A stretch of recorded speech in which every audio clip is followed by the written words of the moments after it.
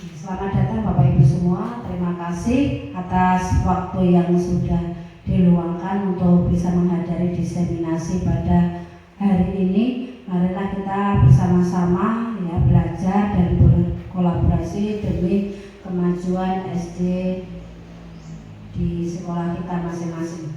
Tujuan kegiatan diseminasi ini adalah memenuhi tugas dalam LMS program guru penggerak dan sosialisasi dan diskusi mengenai budaya positif di sekolah. Nah, ini adalah salah satu contoh ya dokumentasi budaya positif yang sudah diterapkan di SD Negeri Tanaman 1. Ya, ini adalah dalam rangka pawai Ramadan ya. Dalam rangka pawai Ramadan kita beserta anak-anak berkeliling ya untuk siar tentang menyambut bulan Ramadan.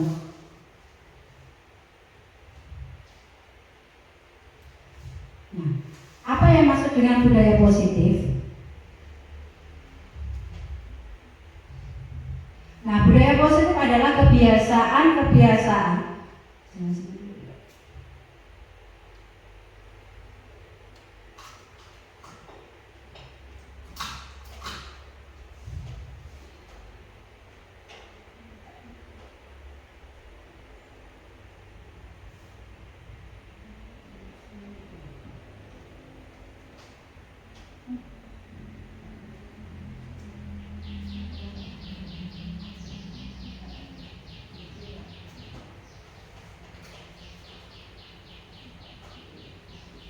Budaya positif merupakan kebiasaan yang baik yang di dalamnya terdapat kegiatan yang mampu menumbuhkan karakter murid. Tentunya pada saat ini yang disebut dengan nilai-nilai kebajikan universal, yaitu profil pelajar Pancasila.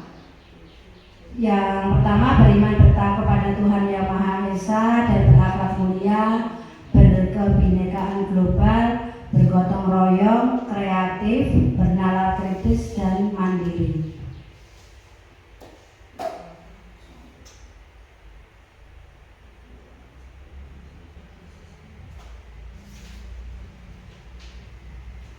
Nah, untuk menciptakan budaya positif ya bisa terwujud jika warga sekolah itu bisa menciptakan lingkungan yang positif ya, jadi saling belajar, saling mendukung satu sama lain, bisa bekerja sama untuk menumbuhkan karakter baik bagi murid yang kemudian dapat menciptakan pembiasaan-pembiasaan yang baik. Nah, kalau pada waktu dulu biasanya guru-guru itu mendisiplinkan anak dengan hukuman. Ya, tapi supaya bisa disiplin, yang terlambat lari berkeliling halaman misalnya, yang terlambat hormat bendera kalau itu zaman dahulu. Nah, pertanyaannya, apakah hukuman itu dapat mendisiplinkan anak? Yang tidak mengerjakan PR keluar, nah seperti itu. Apakah dengan hukuman dapat mendisiplinkan anak? Nah, nanti kita jawab pribadi kita masing-masing. Nanti untuk materi selanjutnya supaya Bapak Ibu bisa paham bagaimana mendisiplinkan anak itu, apa dengan hukuman. Ataukah apakah pemberian hukuman yang positif seperti membaca dapat mendisiplinkan anak? Misalnya tidak mengerjakan PR di perpustakaan, ayo dibaca bukunya. Nah, itu bisa mendisiplinkan anak apa tidak? Itu sering ya kita lakukan ya Bapak Ibu. Yang ketiga, apakah dengan memberi penghargaan itu bisa memberikan motivasi pada anak? Misalnya nanti kalau anak-anak bisa dia memperhatikan bu guru dikasih permen, dikasih coklat, nah itu bisa tidak mendisiplinkan anak. Nah, nanti kita jawab bersama-sama.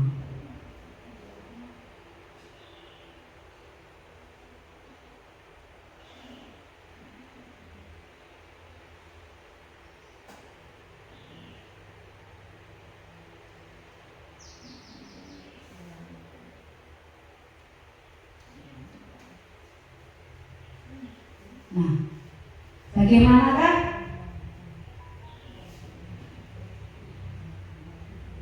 konsep budaya positif itu?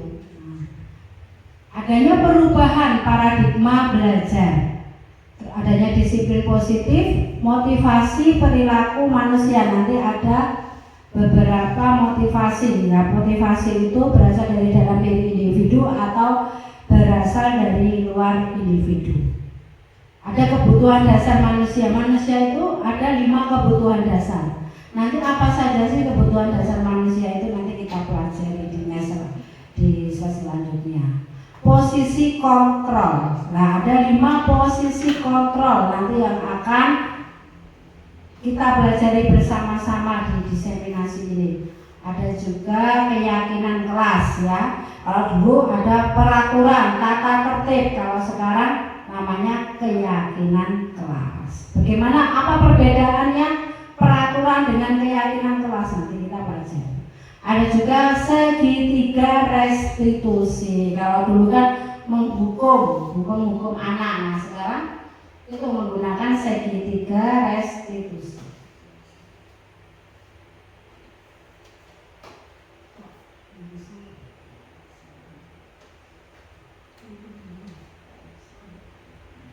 Bagaimana paradigma belajar kita saat ini?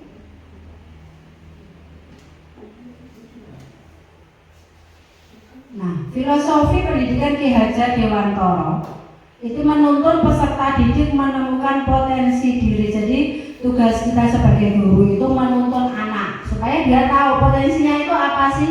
Tugas kita adalah sebagai penuntun sehingga anak itu dapat tumbuh berkembang sebagai insan yang bahagia, memiliki manfaat bagi dirinya sendiri dan juga bagi masyarakat. Jadi di sini guru itu sebagai among ya, among, menuntun anak. Tidak seperti dulu guru itu segalanya ya, sumber informasi.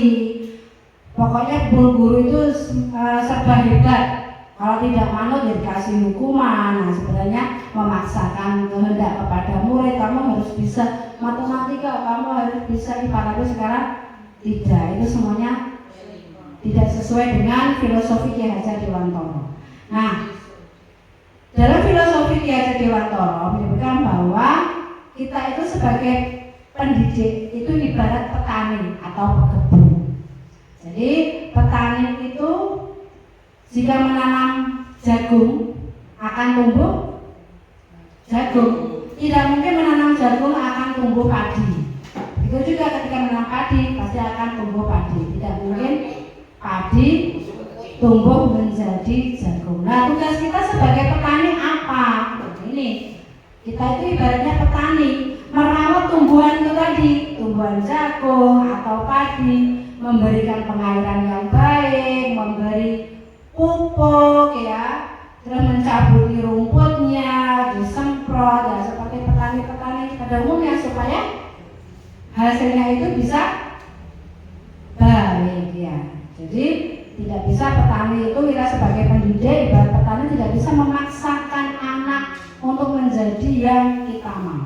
Jadi tugas kita adalah menuntun anak ya, memberikan fasilitasi dengan baik supaya anak itu bisa tumbuh bermanfaat bagi dirinya sendiri juga bagi orang lain. Tugas kita hanya merawat, memberi pengairan, memberi pupuk.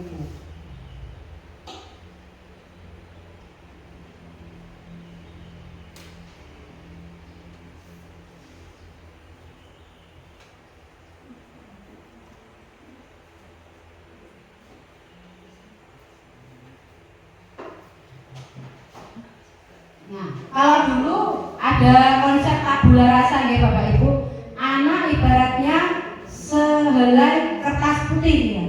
Nah, dalam filosofi Ki Hajar Dewantara itu dipatahkan. Jadi anak itu bukan kertas putih yang masih kosong. Guru itu tidak yang menulis, tapi sebenarnya anak itu sudah ada tulisannya. Sudah ada tulisannya tapi masih samar-samar. Tugas guru adalah menebalkan tulisan tersebut. Jadi kita menebalkan tulisan-tulisan yang baik yang pada anak supaya dia menjadi anak yang baik juga ya. menebalkan gambar itu, menemukan potensinya ya, seperti di halaman 1 kemarin yang anak punya bakat potensi olahraga ya dikembangkan dalam bidang olahraga. Alhamdulillah bisa mendapatkan juara ya, kemarin juara 1 Formula One. Nah itu belum tentu anak yang potensi olahraga tadi suruh mengerjakan OSN belum tentu bisa. Begitu juga yang anak lomba OSN kemarin dapat juara 3 ya, alhamdulillah belum tentu nanti dia lari juga bisa. Jadi kita ya, tugas kita sebagai guru adalah menebalkan tulisan-tulisan yang masih sama.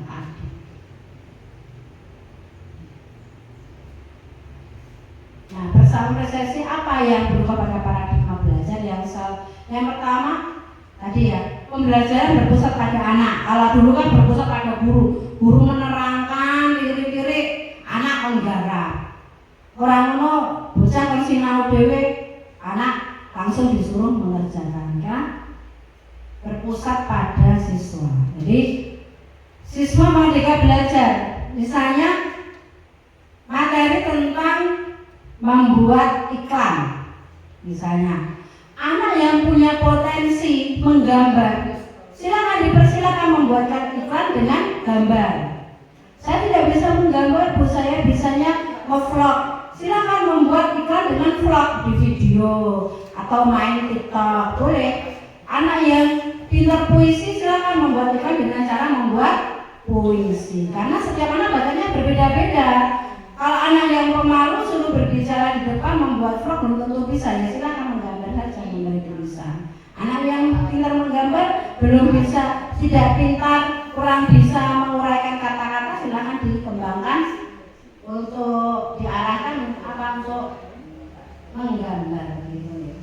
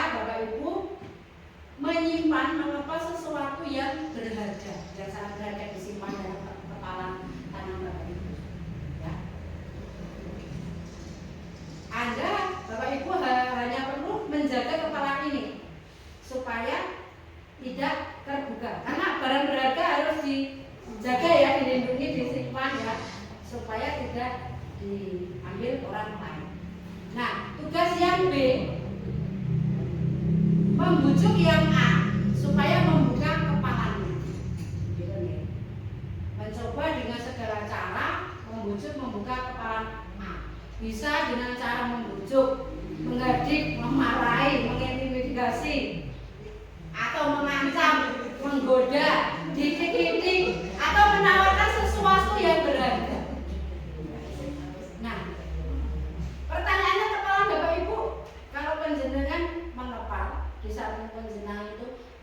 membujuk, menghadik, merayu, mengiming-imingi. Coba buka kepala tanganmu, nanti aku kasih ini sesuatu ya, misalnya nanti saya jajan, saya ajak jajan. Kamu kalau nggak buka kepalamu nggak pulau-pulau misalnya. Penjenengan mau tidak? Kalau yang ini berharga? Tidak. Mau tidak? Tidak. Tidak terpengaruh. Tidak terpengaruh. Kalau pakai ditukar lebih bagus mau. Ya, tergantung yang mau ditukar apa ya, yang dibujuk.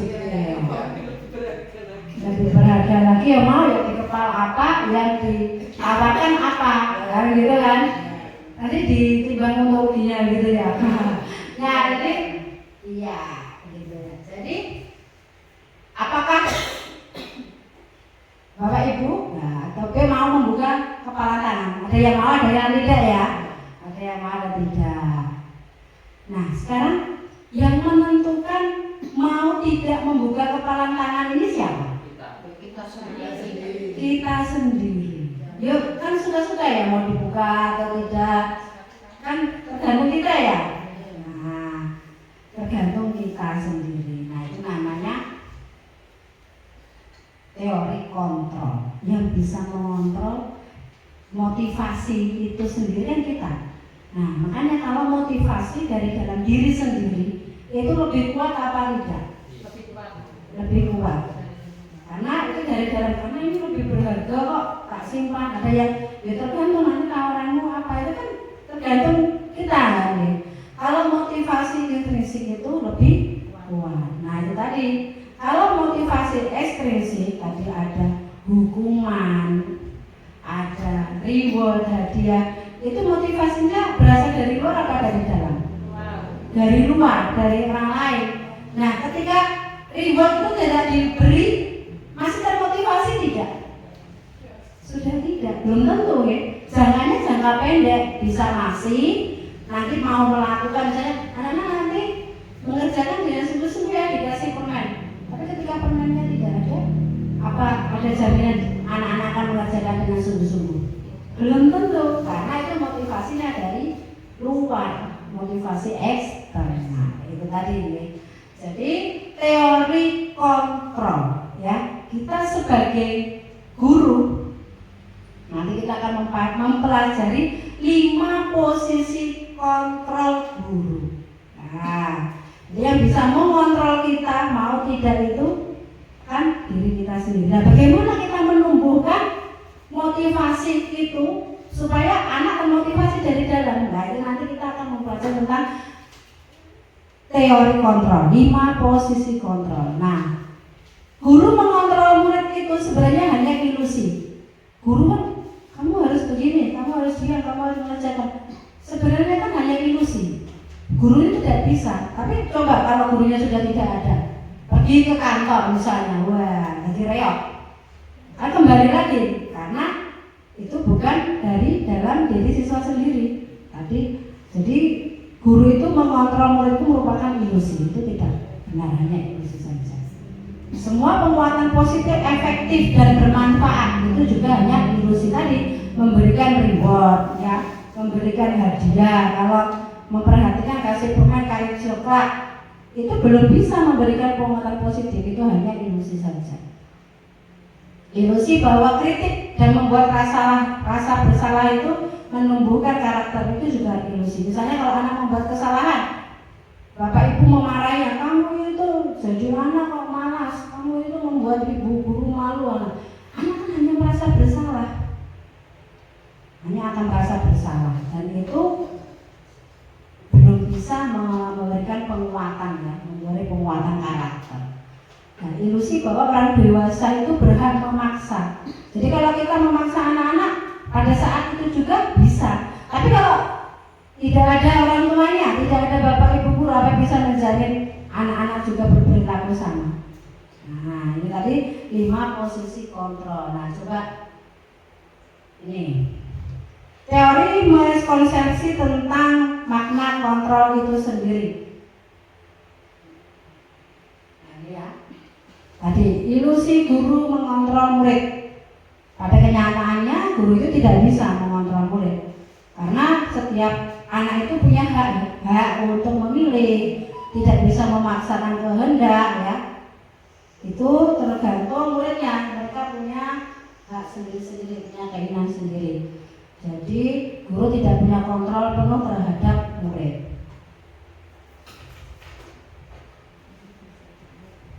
Miskonsepsi ilusi bahwa semua penguatan positif efektif. Nah, bujukan adalah salah satu bentuk kontrol. Tetapi murid mempunyai hak menolak bujukan. Kalau bapak ibu membujuk murid, kamu diam ya, nanti diperhatikan ya. Tapi anak itu punya hak tidak untuk menolak bujukan murid? Pernah tidak bapak ibu kalau anak kamu begini ya, mau pak? Pernah tidak? Sering ya. Nah, makanya itu hanya ilusi kalau bujukan itu bisa efektif. Ya tergantung. Murid bisa tergantung pada pendapat dan bujukan kita kenyataannya.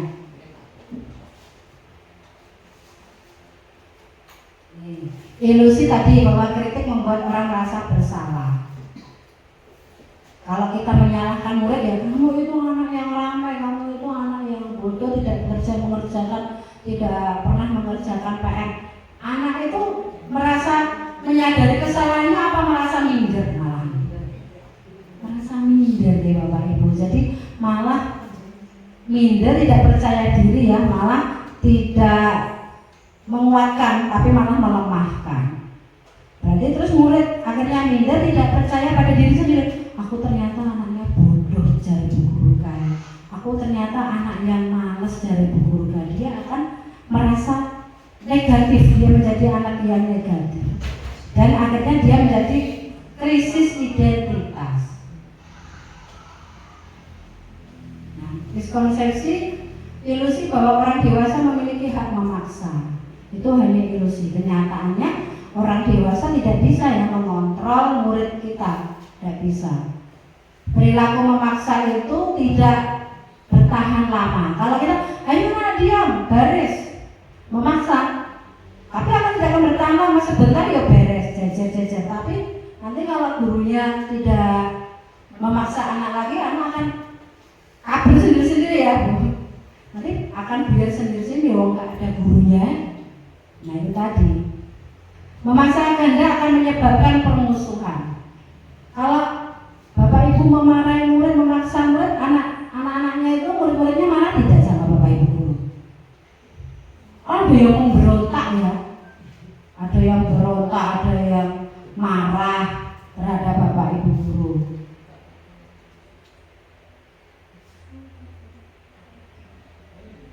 Nah, stimulus teori kontrol ya. Stimulus responnya realita ya, kebutuhan kita itu semua sama. Tapi teori kontrolnya kebutuhan kita itu berbeda. Kita semua memiliki kebutuhan yang sama apa tidak Bapak Ibu? Berbeda ya, tidak sama satu dengan yang lainnya. Kalau stimulus responnya semua orang melihat hal yang sama. Tapi kenyataan teori kontrolnya setiap orang itu memiliki gambaran yang berbeda. Kita mencoba mengubah orang agar berpandangan sama dengan kita.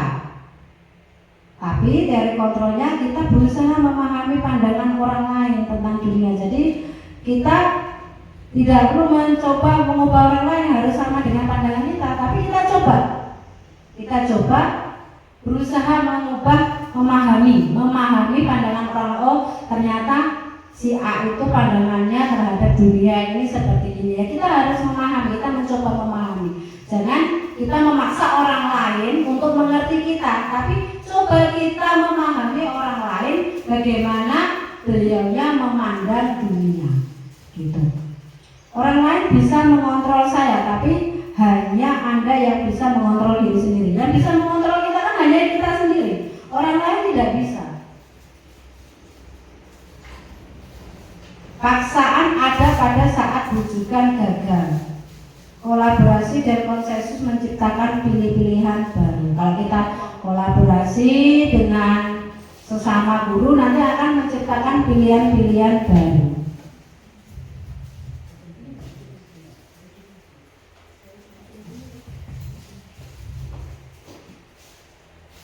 Pemaksaan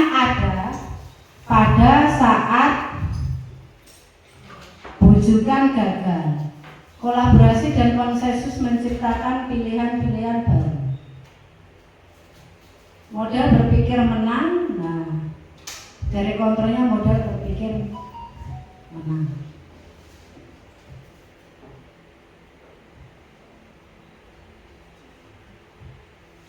Nah, sekarang disiplin positif. Mari kita tanyakan pada diri sendiri bagaimana kita berperilaku. Mengapa kita melakukan segala sesuatu?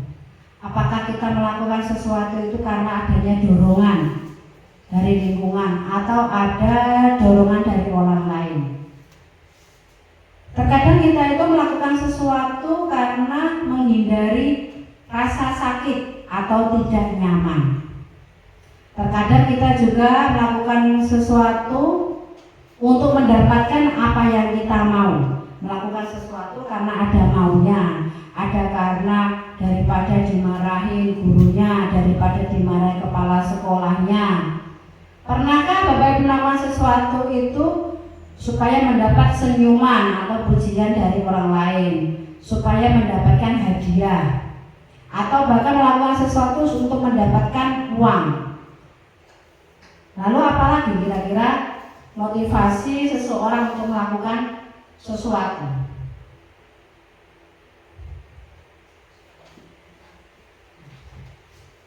Ki Hajar Dewantara menyampaikan bahwa di mana ada kemerdekaan, disitulah harus ada disiplin yang kuat. Sungguh pun disiplin itu bersifat self-disiplin.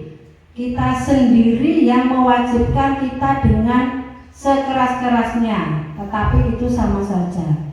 Sebab jikalau kita tidak cakap melakukan self-disiplin, wajiblah penguasa lain mendisiplinkan diri kita. Dan peraturan demikian itulah harus ada dalam suasana yang merdeka. Ki Hajar Dewantara, Pemikiran Konsepsi Keteladanan Sikap Merdeka, cetakan kelima. Tujuan disiplin ini ya, memotivasi pada murid kita, yaitu menjadi orang yang mereka inginkan, menghargai diri sendiri dengan nilai-nilai yang mereka percaya. Ketika murid kita memiliki motivasi tersebut, mereka telah memiliki motivasi intrinsik yang berdampak jangka panjang. Nah, jadi kalau dulu ya pemahamannya disiplin itu kan memenuhi aturan begitu ya. Sebenarnya disiplin itu merupakan pertanggungjawaban ya atas perbuatan yang kita lakukan. Misalnya kalau tidak mengerjakan PR, nah pertanggungjawabannya apa? Nah, itu mendisiplinkannya itu. Berarti kan kalau tidak mengerjakan PR, dia tidak mendapatkan nilai ya. Nah, terus pertanggungjawaban dari perbuatan tidak mengerjakan PR itu apa? Nah, itu namanya disiplin. Supaya dia disiplin itu perbuatan untuk mempertanggungjawabkan perbuatannya sendiri. Dimana motivasinya itu berasal dari dalam diri sendiri, bukan dari guru, bukan dari orang lain. Jadi, oh aku ternyata tidak mengerjakan PR, akibatnya seperti ini. Terus aku harus bagaimana?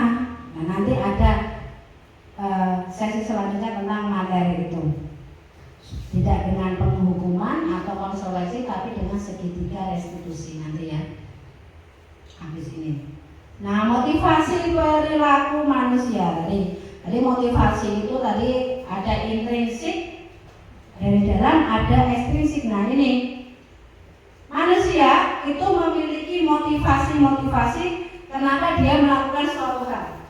Yang pertama itu untuk menghindari ketidaknyamanan atau hukuman. Misalnya, aku mau mengerjakan PR, nanti kalau aku tidak mengerjakan PR, aku pasti dihukum bu guru. Itu kan termasuk motivasi. Nah, ini merupakan tingkatan motivasi terendah, Bapak Ibu.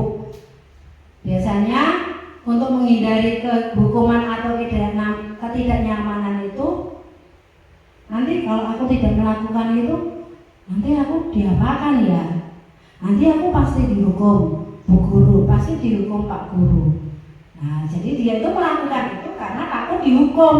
Karena dia kalau dihukum itu tidak nyaman. Jadi dia itu menghindari si anak permasalahan yang muncul ketika dia tidak melakukan suatu perbuatan itu.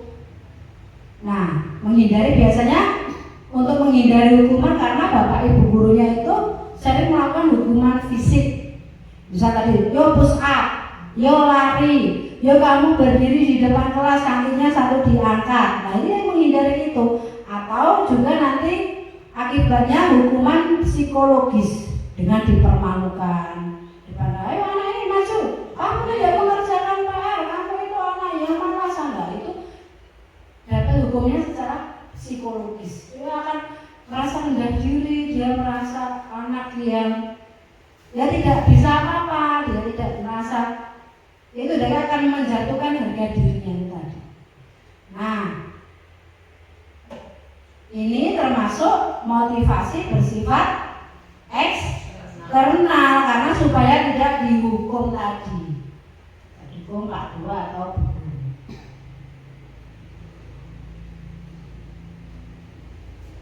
Nah, ini mendapat motivasi yang kedua itu seseorang melakukan sesuatu untuk mendapatkan imbalan atau penghargaan dari orang lain. Misalnya kalau aku nanti membantu Bu Guru, Pak Guru membawakan buku, nanti pasti aku dikasih imbalan, nah, kasih permen, aku nanti kasih uang buat jajan. Nah, dia akan melakukan terus karena mendapatkan imbalan supaya dia mendapatkan penghargaan atau imbalan dari orang lain.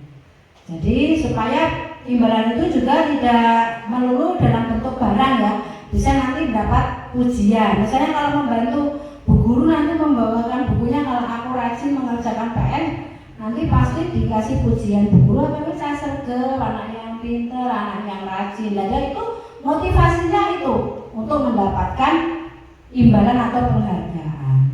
Nah, motivasi ini juga bersifat eksternal karena berasal dari orang lain. Ada lagi motivasi yang ketiga, untuk menjadi orang yang mereka inginkan dan menghargai diri sendiri dengan nilai-nilai yang mereka percaya. Nah, ini yang paling bagus motivasinya ini. Nah, orang lain melakukan suatu hal ya, itu menjadi akan bertanya, kalau aku melakukan ini nanti aku akan menjadi orang yang seperti apa ya? Oh, karena aku berangkat lebih awal, bukan karena nanti dimarahi Bu Guru, bukan karena takut dihukum, bukan karena mendapat pujian dari Bu Guru Pak Guru, tapi karena aku menghargai nilai-nilai yang dihargai atau diyakini. Karena memang berangkat itu ya lebih awal, jangan sampai terlambat supaya nanti di jalan tidak tergesa-gesa. Itu motivasinya dari dalam diri sendiri karena dia menghargai nilai-nilai yang dia yakini ya, yang anak yakini tadi. Nah, motivasi ini merupakan motivasi intrinsik karena berasal dari dalam diri sendiri, karena dia memang suka berangkat pagi supaya tidak buru-buru di jalan, nanti tidak tergesa-gesa.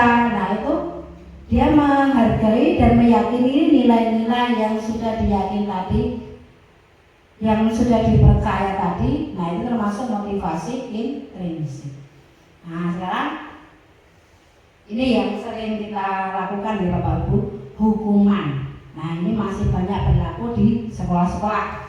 Misalnya anak melakukan sesuatu yang tidak sesuai, mendapatkan hukuman. Nah, sekarang ini ada akan dibahas perbedaan antara hukuman, konsekuensi, dan restitusi. Nah, bagaimana yang paling tepat itu yang mana? Karena nanti Bapak Ibu bisa membedakan ini.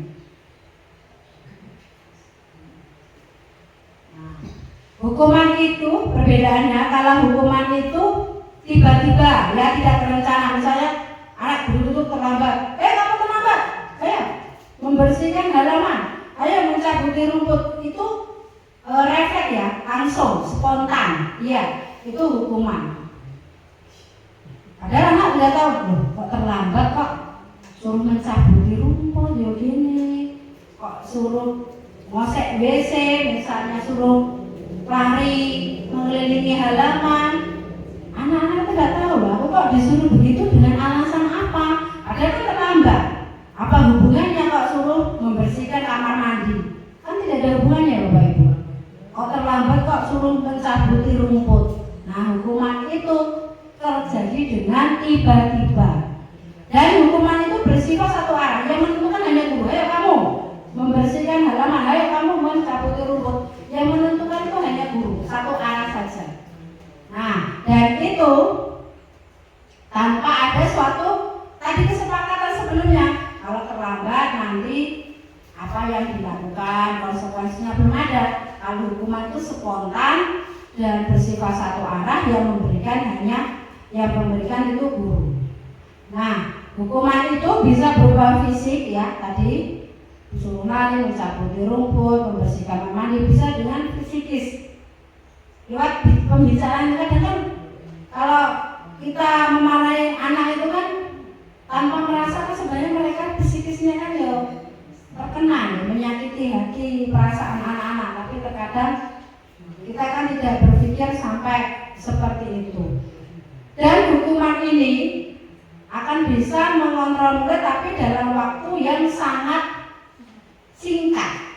Kalau hukuman, kamu mencabuti rumput, anak ya akan mencabuti, tapi apa mesti besok lagi dia tidak akan terlambat? Sudah pasti belum? Kalau besok itu mereka tidak akan terlambat lagi.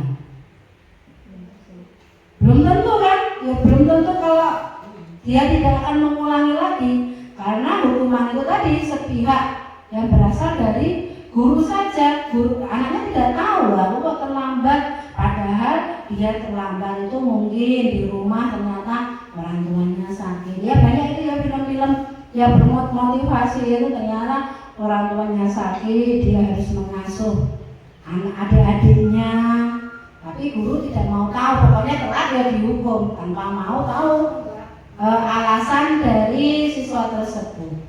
Nah, ada lagi konsekuensi Bapak Ibu. Konsekuensi ini bersifat terencana, sudah disepakati antara guru dengan murid. Nanti anak-anak jika terlambat konsekuensinya apa? Itu disepakati dulu. Jadi anak tahu, aku ketika besok terlambat, nanti aku konsekuensinya suruh ini, dia tahu dan dia menyadari kan karena sudah disepakati bersama. Kalau hukuman tadi kan, aku kok tiba-tiba membersihkan kamar mandi, suruh membersihkan kamar mandi, padahal itu belum ada rencana apa-apa, belum ada kesepakatan apa-apa.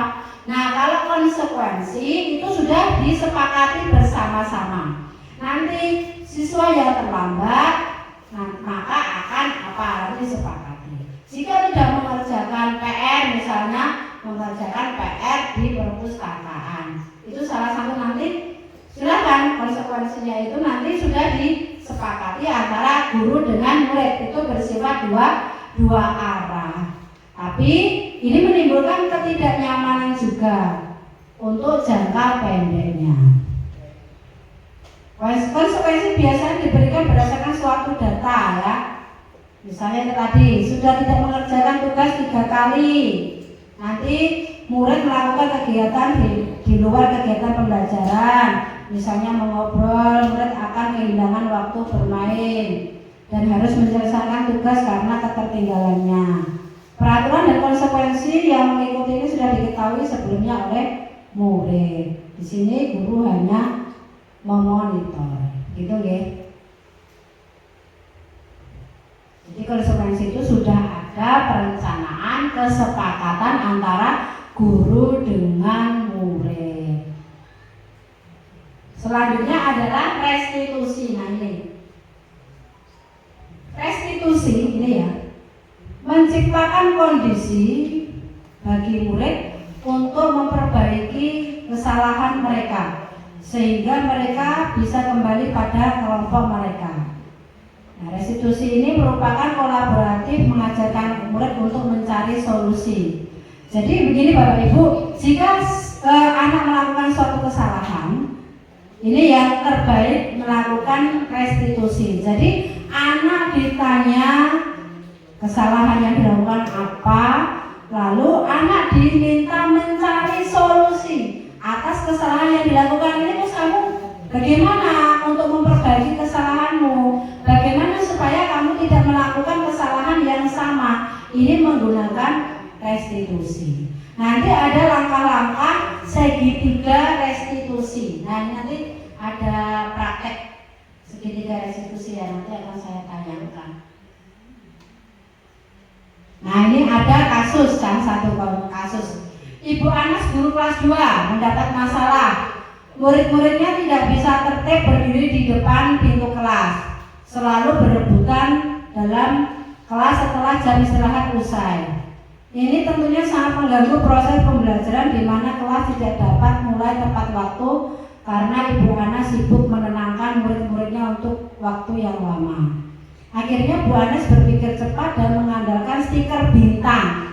Ya, biasanya anak-anaknya nanti dapat stiker yang bisa tertib, begitu nggak? Yang baris, yang bisa diam dapat stiker. Nah, akhirnya setiap muridnya akan masuk kelas usai jam istirahat. Bu Anas mengiming-imingi muridnya dengan stiker bintang. Ayo, siapa yang dapat berdiri lurus, berbaris rapi, nanti antri di depan pintu dapat bintang dari Bu Anas. Nah, akhirnya sebagian besar murid-muridnya menyambut tantangan tersebut. Senang ya anak-anak, terus rebutan. Aku bu. Akhirnya anak berbaris dengan rapi dan teratur karena mau mendapatkan stiker bintang. Berarti itu motivasinya internal apa eksternal, Bapak Ibu? Eksternal, karena ingin mendapatkan bintang atau penghargaan dari orang lain. Nah, hal ini terus dilakukan Bu Ana selama beberapa minggu karena berhasil membuat murid-muridnya berdiri antri dan rapi. Nah, suatu saat Bu Anas itu sakit dan terpaksa digantikan oleh Pak Heru. Pak Heru kan tidak tahu kalau berbaris rapi tadi dikasih stiker bintang.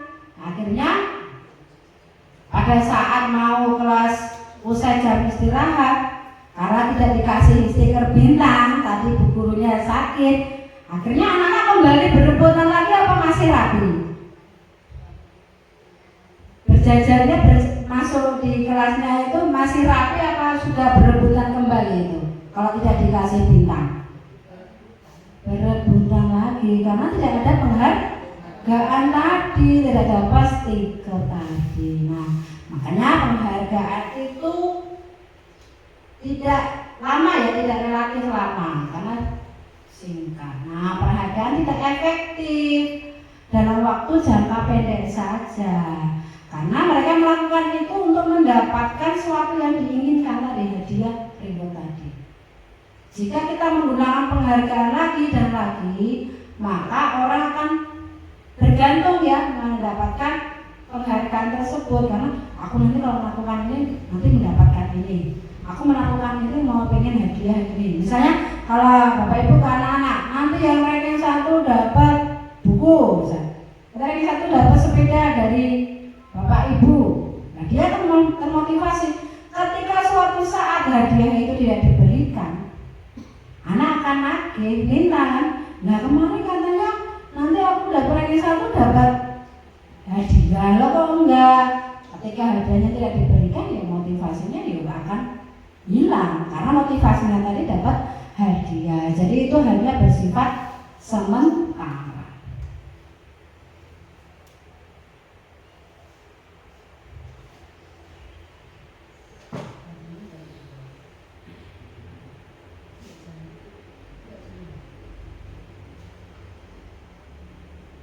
Keyakinan kelas. Nah, keyakinan kelas.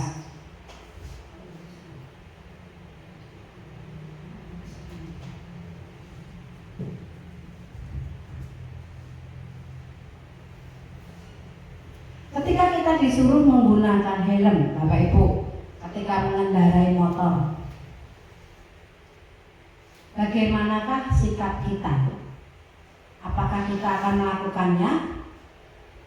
kenapa kita melakukannya, atas dasar apa kita memakai helm saat berkendara. Kenapa Bapak Ibu pakai helm pada waktu mengendarai kendaraan bermotor? Supaya apa Bapak Ibu? Takut Pak Polisi? Oh iya, takut supaya ditilang. Ada lagi? Biar selamat. Karena buat diri kita sendiri ya. Nah ini itu tadi ya, kalau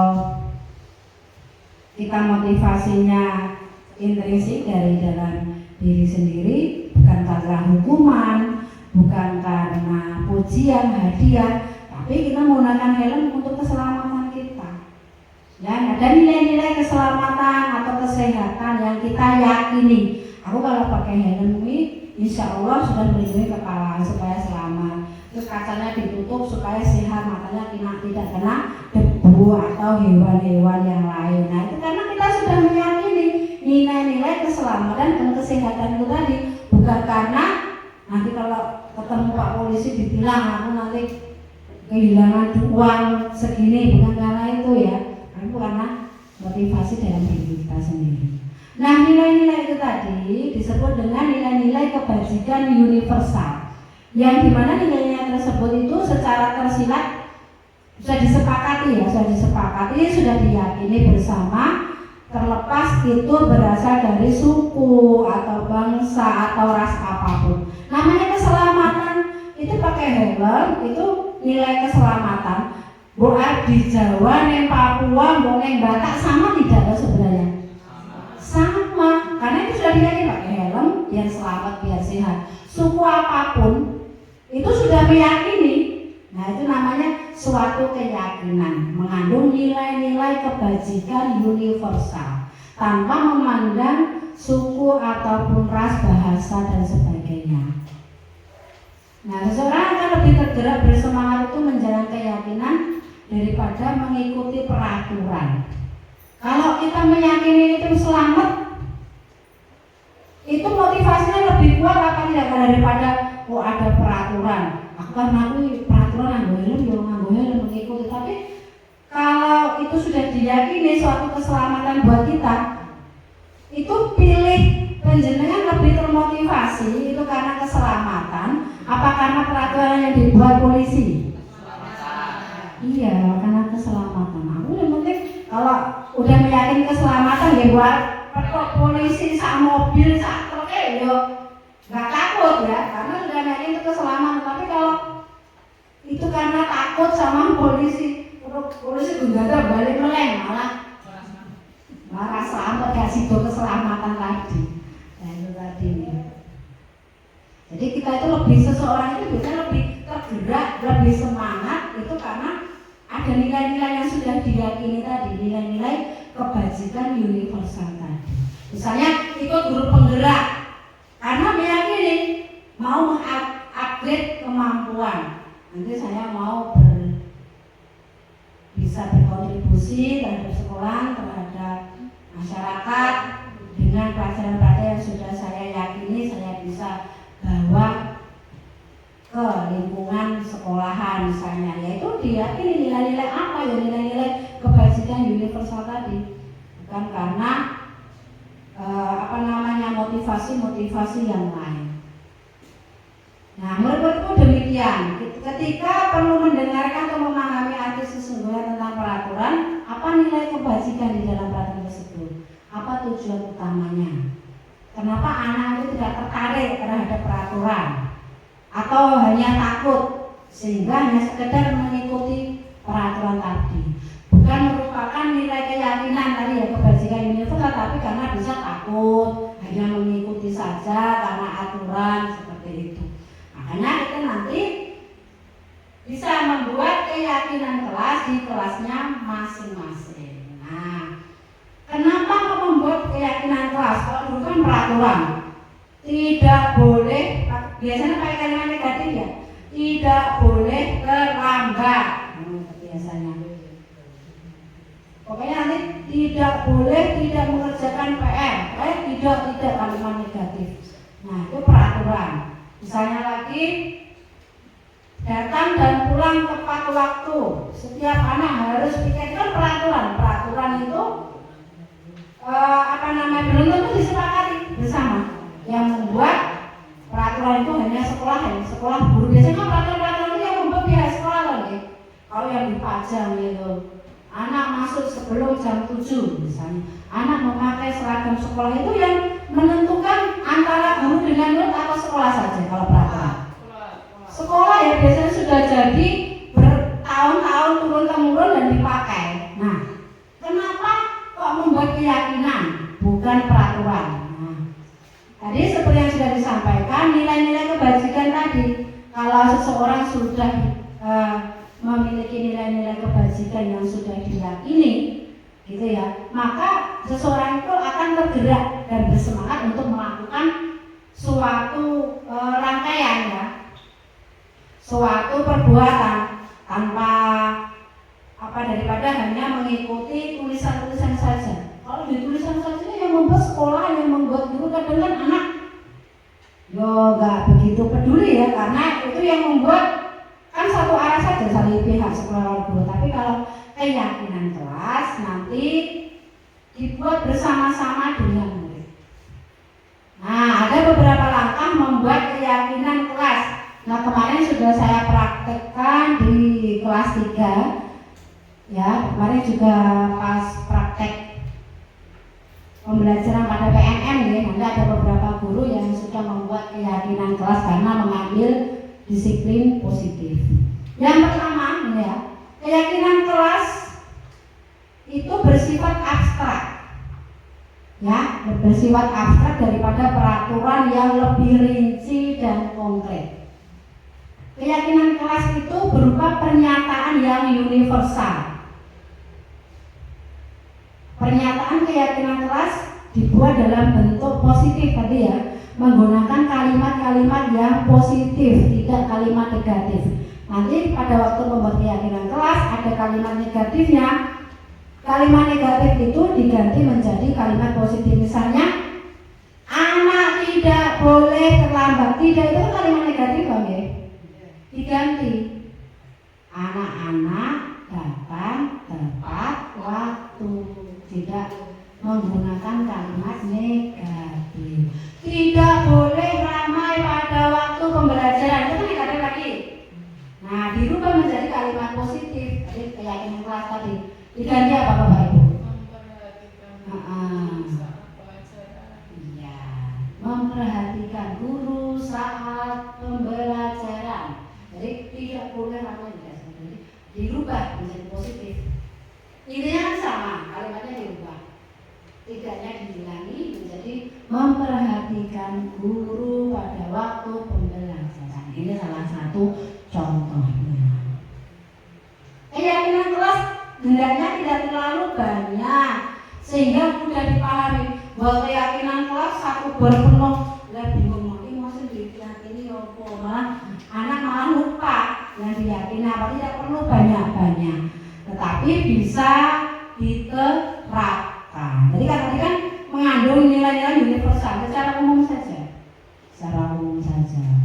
Semua warga kelas hendaknya ikut berkontribusi dalam membuat keyakinan kelas. Jadi pada waktu keyakinan kelas di kelas masing-masing semua anak nanti curah pendapat, ya.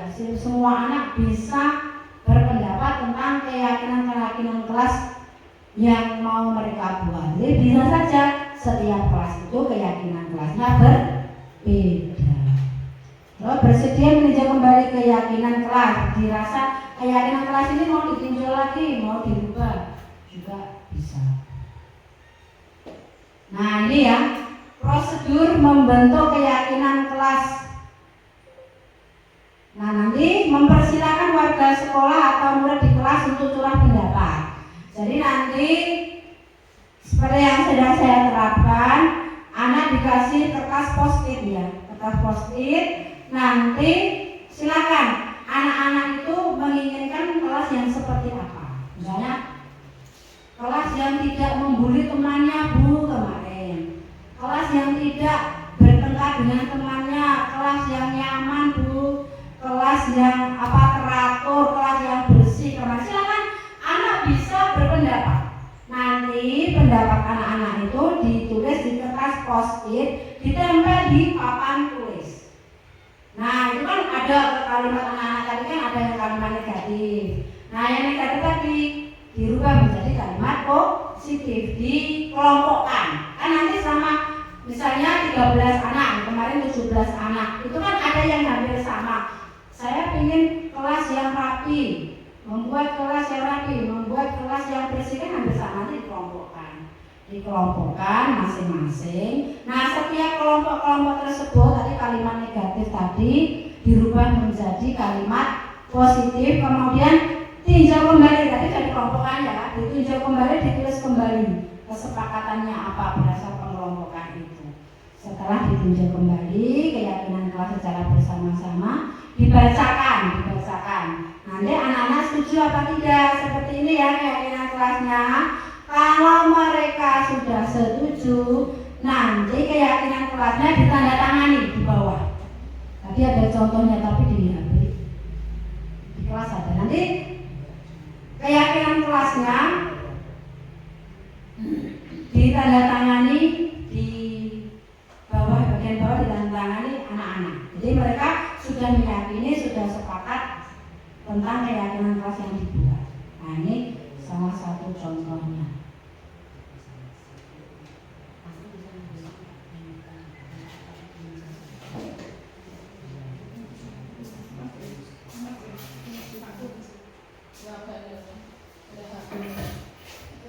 Nah, ini contoh proses pembuatan keyakinan kelas ya.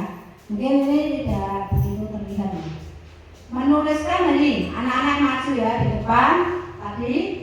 Menuliskan peraturan sekolah, peraturan yang disepakati dulu, peraturan dulu. Tidak boleh ramai, tidak boleh itu ditulis dulu, nggak apa-apa. Peraturannya ditulis, nanti anak-anak ditempelkan sekolah apa, kelas yang dimimpikan apa.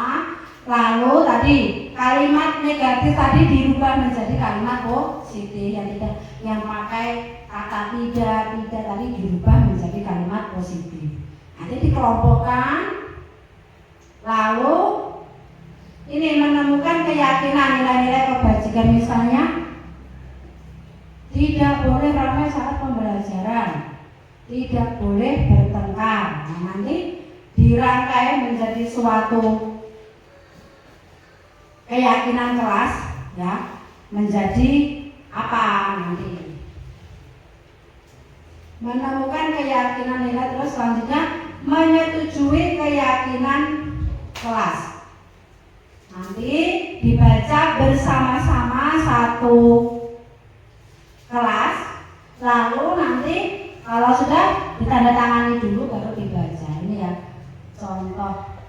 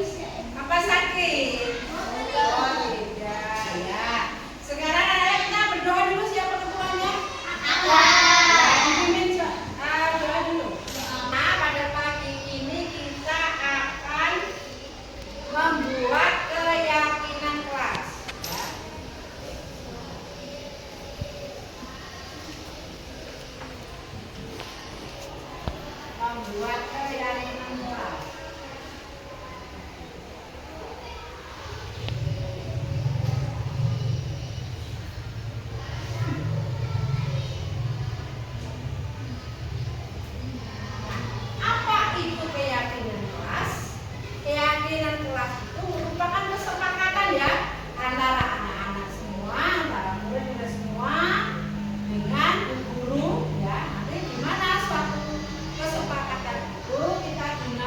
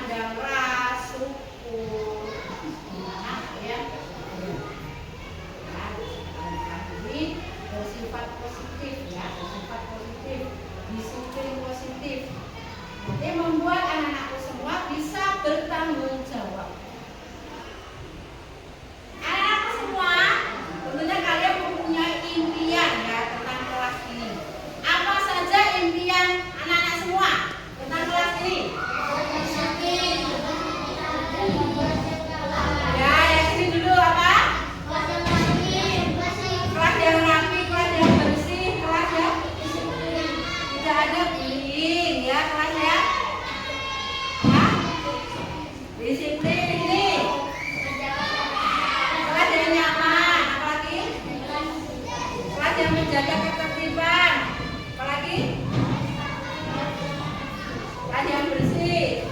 Apa? Oh, kelas yang hadirnya tepat waktu ya.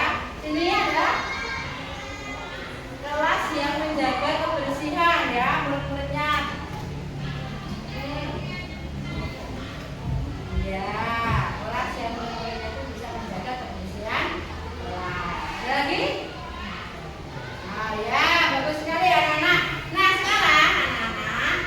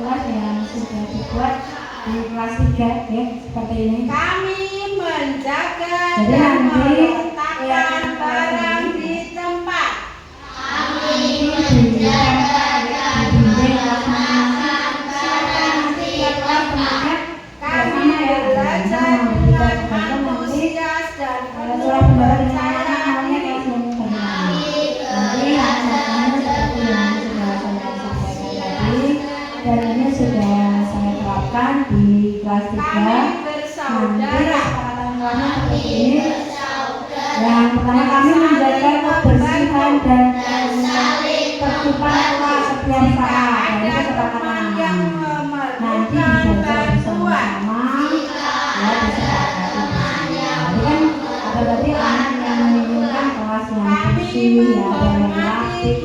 Nah ini nanti dibuat tidak kotor. Nanti kandungan negatif tidak positif menjadi keyakinan kelas seperti ini. Kami menjaga kebersihan dan ketertiban kelas setiap saat. Kami menjaga dan meletakkan barang di tempat, ya.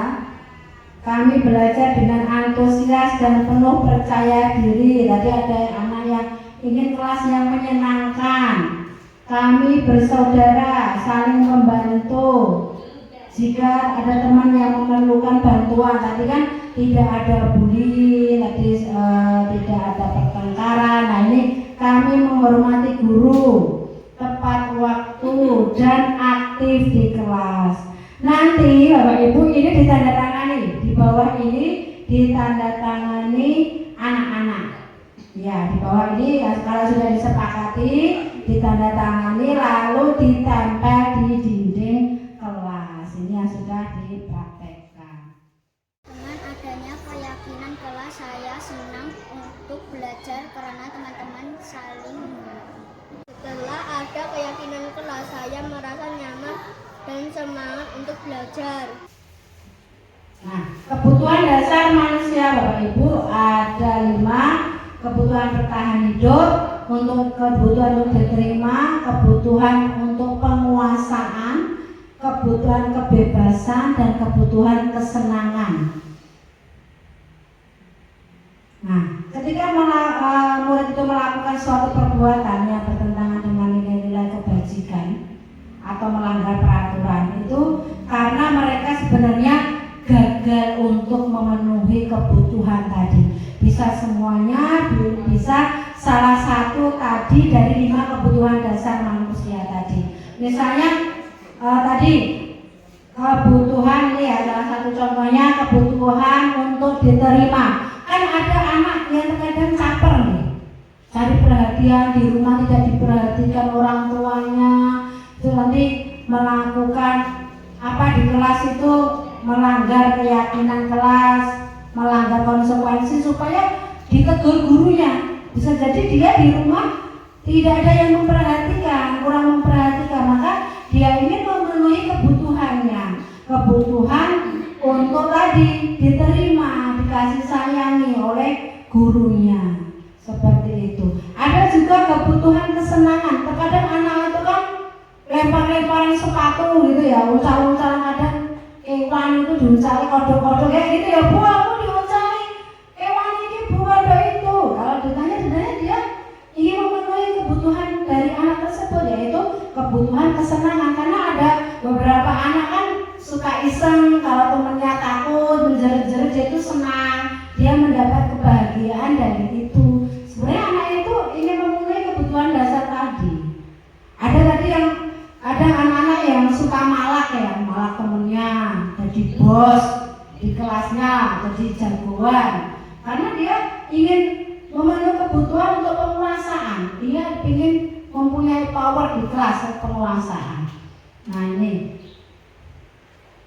5 posisi kontrol. Nah ini guru itu posisi kontrolnya itu ada 5. Yang pertama sebagai penghukum, yang kedua pembuat merasa bersalah, ketiga sebagai teman, sebagai pemantau, dan sebagai manajer. Ya, yang diharapkan di kurikulum merdeka, di pendidikan guru penggerak ini, guru itu sebagai manajer. Nah bedanya apa?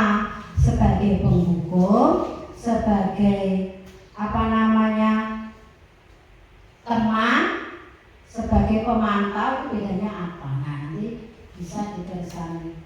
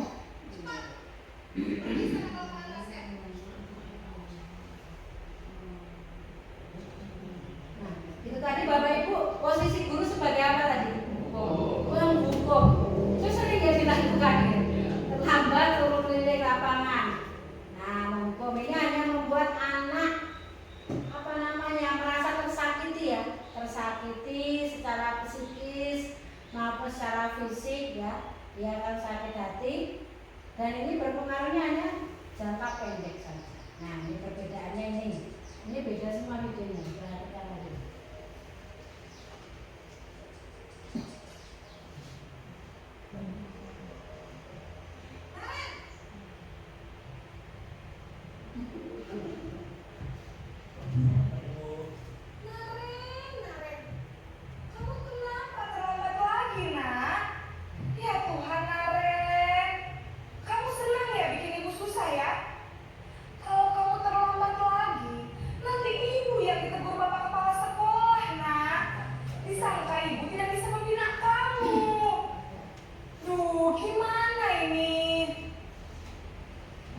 Maaf Bu, Duh Gusti Naren, kamu suka ya kalau ibu ditegur bapak kepala sekolah? Terus, sekarang ibu harus tulis apa ini di buku absen? Ini kamu sudah sering terlambat loh. Ibu harus apa coba? maaf Bu, maaf sekali. Ya sudah, lain kali jangan bikin ibu susah lagi ya nak ya. Ibu tidak akan kuat lagi kalau kamu begini terus. Bisa jantungan kalau ibu tegur bapak kepala sekolah. Sana cepat ke kelas. Maaf ya Bu, maaf sekali. Nah, ini posisi guru sebagai pembuat rasa bersalah. Kadang-kadang kalau kamu terlambat nanti ibu guru dimarahi Pak kepala sekolah loh. Kamu membuat ibu guru jantungan. Nah, itu kan jadi anak merasa bersalah ya. Ini posisinya sebagai rasa bersalah. Nah, yang ketiga ini beda-beda lagi.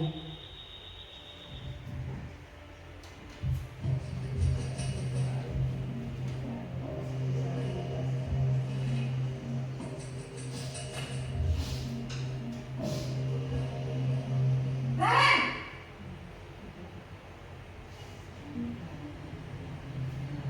Selamat pagi Bu. Wah, sudah jam berapa ini nak? Terlambat lagi ya sayang. Iya Bu, habis ibu saya lupa bangunkan saya Bu. Kamu malah menyalahkan ibu kamu. Kamu bukannya anak yang larinya paling kencang. Kok terlambat sih? Iya Bu, saya memang terlambat bangun tadi. Jadi biarpun saya lari kencang, tetap gak kekejar Bu. Ya sudah sana. Nanti lain kali larinya lebih kencang lagi ya. Biar gak terlambat lagi. Bikin seneng ibu. Demi ibu. Bisa kan? Bisa lah Bu. Ya sudah sana masuk kelas. Ibu beresin urusan absen kamu. Kamu ini ada-ada saja.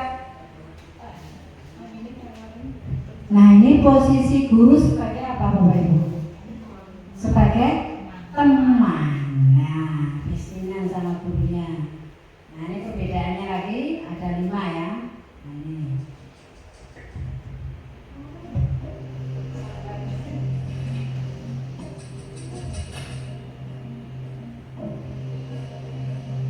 Naren!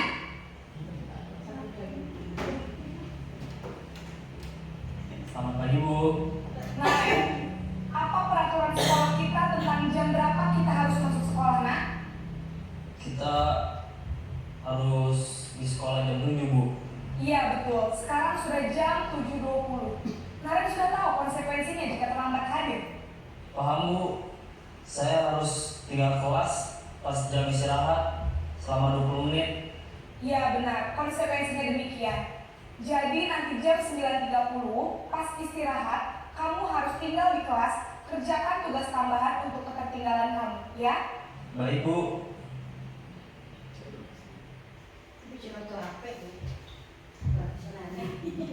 Ya, betul apa? Dia rasanya sudah mendekati baik.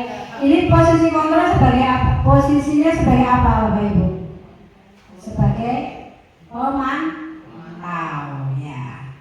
Nah, yang terakhir yang ini yang diharapkan Bapak Ibu sebagai manajer.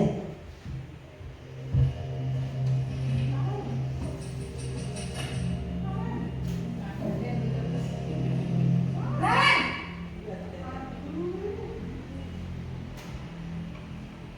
Selamat pagi Bu. Selamat pagi Naren. Maaf Bu, saya terlambat. Iya, sekolah masuknya jam 7, sekarang sudah jam 7.20. Jadi sekarang bagaimana ini, Naren? Maaf Bu, saya lupa setel alarm saya semalam. Baiklah, menurut kamu, keyakinan sekolah yang mana yang perlu kamu tingkatkan? Menghargai diri sendiri dan orang lain mungkin ya Bu. Setuju.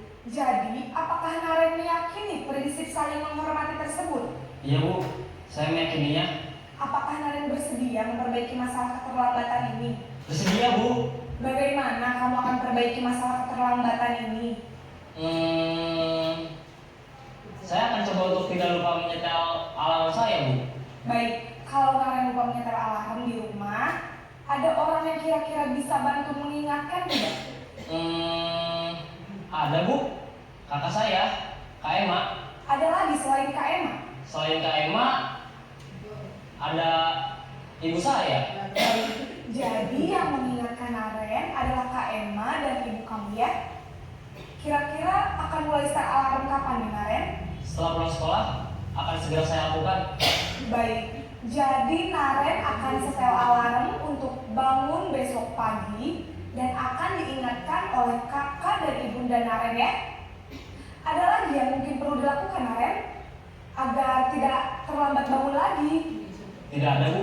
Baik Naren, terima kasih untuk kerjasama kamu. Sekarang kamu perlu kembali ke kelas untuk belajar. Baik Bu, terima kasih. Ya Bapak Ibu, pilih yang mana Bapak Ibu? Kalau tadi sebagai manajer. Kalau yang terakhir itu kayaknya indah banget ya jadi guru. Baik hati bisa tidak ya Bapak Ibu? Ya yang pertama tadi penghukum ya, nadanya suaranya tinggi ya, membentak-bentak, melotot ya. Dampaknya ya malah justru murid akan memberontak ya, dendam, sakit hati. Yang kedua tadi, kalau ibu dimarahi Pak Kepala Sekolah bagaimana kamu buat ibu jantungan saja. Nah, suaranya kan melas. Terus kalau saya nanti ibu dimarahi Pak Kepala Sekolah bagaimana? Nah, itu kan lesu, lemas. Dampaknya anak kan merasa bersalah ya, karena dia membuat ibu guru dimarahi Pak Kepala Sekolah, dimarahi oleh ibu kepala, membuat nanti sakit. Kalau posisi teman tadi nadanya ramah ya, akrab ya, bercanda, merasa senang.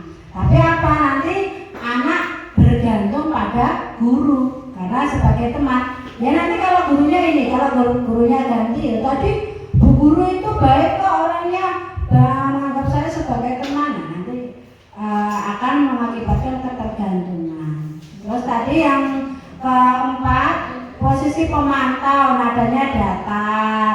Dampaknya tadi ya tahu kalau konsekuensinya apa, terlambat. Seperti kan ditanyakan lagi, nanti saya 30 menit nanti tidak istirahat Bu, seperti itu. Nah, menunjukkan guru tidak menunjukkan emosi yang berlebihan sehingga tidak membuat anak merasa bersalah tadi karena sudah tahu konsekuensinya apa. Yang terakhir adalah posisi manajer, bahasanya halus ya, tidak kaku, fokus pada murid ya, begitu. Tadi guru melihat apa konsekuensi tadi, peraturannya apa ditanyakan, terus tanggung jawabnya apa, solusinya supaya tidak terlambat lagi apa. Itu tadi posisi 5 posisi kontrol guru. Nah selanjutnya adalah segitiga restitusi. Nah tadi langkah-langkah ketika anak melakukan suatu kesalahan, melakukan segitiga restitusi. Yang pertama, menstabilkan identitas. Ya nanti begini, kata-kata yang pernyataan yang dilontarkan kepada anak, berbuat itu hal yang wajar nak. Semua orang pasti membuat kesalahan, tapi bagaimana cara memperbaiki kesalahan, kita memperbaikinya secara bersama-sama. Ada kata-kata seperti itu. Di sini Bu Guru tidak mencari kesalahanmu, nah, tapi kita menyelesaikan masalah bersama-sama. Itu tahapan segitiga restitusi. Yang pertama, menstabilkan identitas, ya. Yang kedua, validasi tindakan yang salah. melakukan suatu kesalahan itu apa?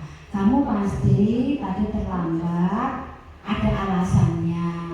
Apa alasan kamu terlambat sekolah? Nah, seperti itu. Contohnya ini permasalahannya terlambat ya. Yang pertama tadi ini menstabilkan identitas. Kamu hari ini kenapa dipanggil Bu Guru? Terlambat Bu misalnya.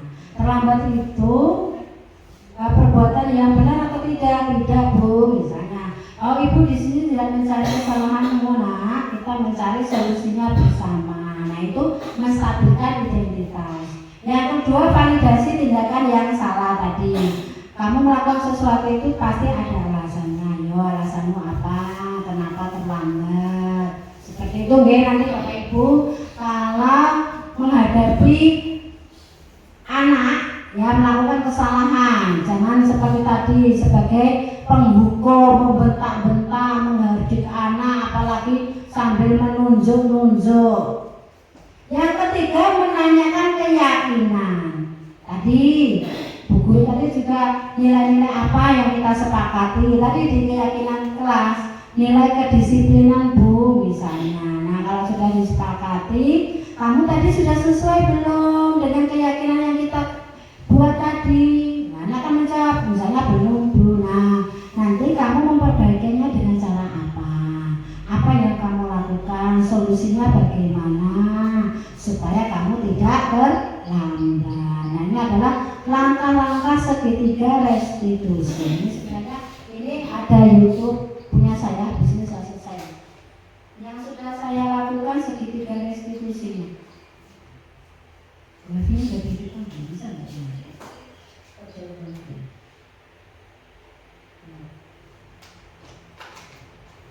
Dan bisa bismillahirrahmanirrahim. Ini Bapak Ibu segitiga restitusi yang sudah saya lakukan. Langsung ke materinya saja.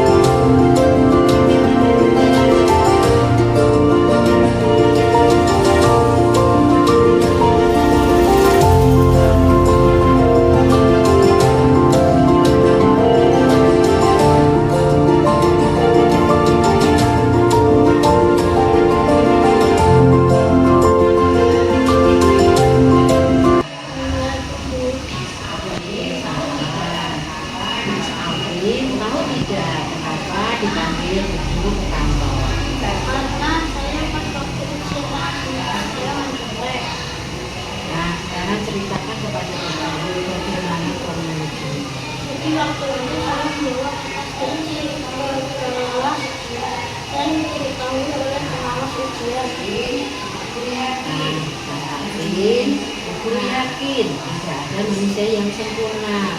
Pasti setiap manusia itu punya salah. Kamu mengakui kesalahan. Mas Alvin mengakui tidak kesalahannya. Mengapa Mas Alvin kok mencontek? Karena pelajarannya sangat sulit dan tadi malam saya lupa belajar. Nah, menurut Mas Alvin, tindakan yang dilakukan Mas Alvin itu benar atau salah? Terus kedepannya Mas Alvin mau bagaimana? Saya akan belajar lebih keras lagi. Terus nanti Mas Alvin kedepannya akan belajar lebih giat lagi ya.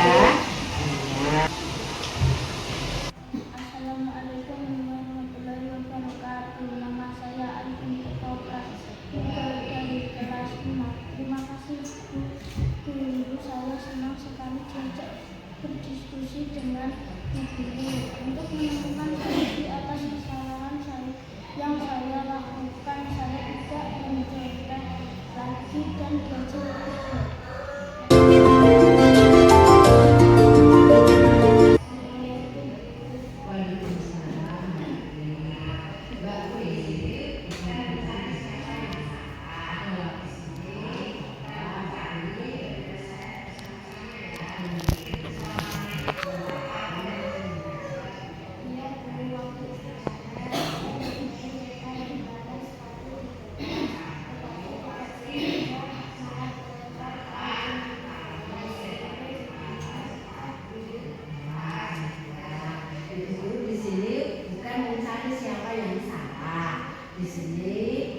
mencari penyelesaian bersama-sama ya, berpikir bersama tentang apa yang bisa dilakukan untuk memperbaiki. Nah, kamu pasti punya alasan kenapa kamu dibangunkan sekali tidak kelas sehingga jadinya bisa dekat. Saya ingin tinggal bersama ibu. Nah, sekarang mari kita bicara tentang keyakinan kelas dan keyakinan apa yang kita percaya dan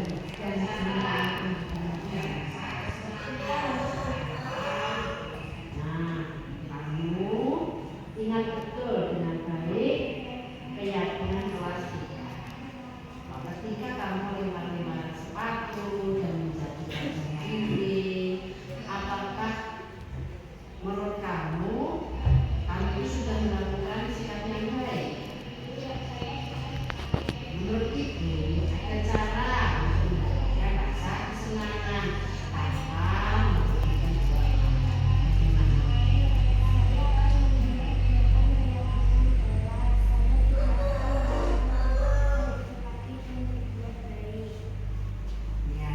Ya, Bapak Ibu tadi adalah berbagi praktek baik yang sudah saya lakukan. Yang pertama tadi membuat keyakinan kelas di kelas 3, dan yang kedua tadi saya sudah menerapkan segitiga restitusi pada 2 anak. Yang pertama melakukan kesalahan mencontek, yang kedua tadi bermain lempar-lemparan sepatu di kelas. Jadi tadi tahapan-tahapan yang sudah saya lakukan seperti itu. Mudah-mudahan nanti bisa bermanfaat bagi Bapak Ibu semua. Terima kasih atas perhatiannya. Wassalamualaikum warahmatullahi wabarakatuh.